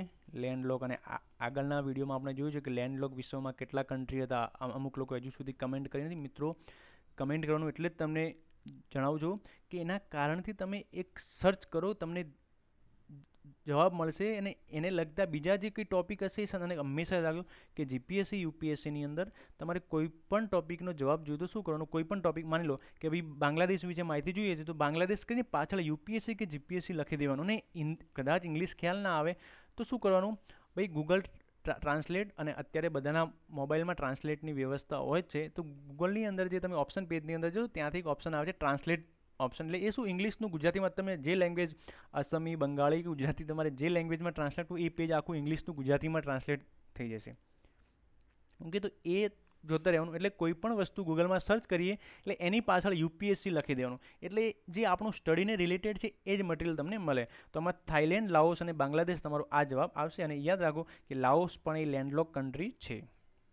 હવે જો મિત્ર, આ આપણું સેકન્ડ એપિસોડ હતો. એ 2020ની અંદર જે જીપીએસસીની એક્ઝામ લેવાય છે એના જે ભૂગોળ વિશેના ક્વેશ્ચન હતા એ એનાલિસિસ કરી દીધા છે આપણે ખાસ. અને નેક્સ્ટ એક્ઝામ આવશે જીપીએસસીની, એને અનુલક્ષીને કર્યા છે કે કયા ટોપિકમાંથી વારંવાર રિપીટ થાય છે. મિત્રો જો આપણા આ જે સિરીઝ ચાલશે એની અંદરથી જેમ અમુક સમયે આપણા જીપીએસસી સુધી આ સિરીઝ ચાલશે કે એની અંદર આપણે શું કરશું કે પ્રીવિયસ યરના પેપર લઈને એનું એનાલિસિસ કરી કયા ટોપિકમાંથી સૌથી વધારે ક્વેશ્ચન પૂછાય છે એ જ ટોપિક તમારે અત્યારથીને ભાર આપવાનું શરૂ કરી દો. અને બીજી વસ્તુ અત્યારે ખાસ કહું છું કે આ પ્રીવિયસ યરના ક્વેશ્ચન પેપર સોલ્વ કરજો મિત્રો ખાસ. તો પ્રીવિયસ યરના ક્વેશ્ચન પેપર સોલ્વ કરશો ને એટલે તમને ઘણો અંદાજ આવી જશે કે આ ટોપિક સૌથી વધારે ઇમ્પોર્ટન્ટ છે. અને મિત્રો એક રિક્વેસ્ટ છે કે જો તમે હજુ સુધી આપણી ચેનલને સબસ્ક્રાઈબ ના કરી હોય તો કરી દેજો, લાઇક અને શેર આપણા જે જીપીએસસી એસ્પાયરન્ટ છે ત્યાં સુધી શેર કરજો. જો આપણા વિડીયો તમારા વિદ્યાર્થીઓ માટે જ આટલી મહેનત કરીને આ એક સાચી દિશાની અંદર જીપીએસસીની તૈયારી કરવાનો અમે રસ્તો બતાવી, અમારી એક જ આશા છે. કારણ કે એની અંદર અમારો ફાઇનાન્શિયલ બી થોડો બર્ડન હોય છે, ટાઈમ બી નીકળતો હોય છે, પણ એક ફ્રીની અંદર આપવાનો અમારો એક જ ઉદ્દેશ છે કે જે એજ્યુકેશન અત્યારે એક વેપાર થઈ ગયો છે, વેપારને બંધ કરીને આપણે જે ફ્રી એજ્યુકેશન બધાનો રાઇટ છે એની તરફ આપણે એક પગલું ભરીએ છીએ. ને અમે એક અત્યારે નાની શરૂઆત કરી છે, પણ અમુક સમય પછી અમે પણ આ વસ્તુનો વિસ્તાર કરીશું. એટલે તમારા તરફથી એક જ આશા છે કે બસ વિડીયોને લાઇક કરી દો ને આપણા જેટલા બી જીપીએસસી એસ્પાયરન્ટ છે એ વિદ્યાર્થીઓ સુધી આપણે શેર કરી દો. ધન્યવાદ મિત્રો, ખૂબ ખૂબ થેન્ક યુ.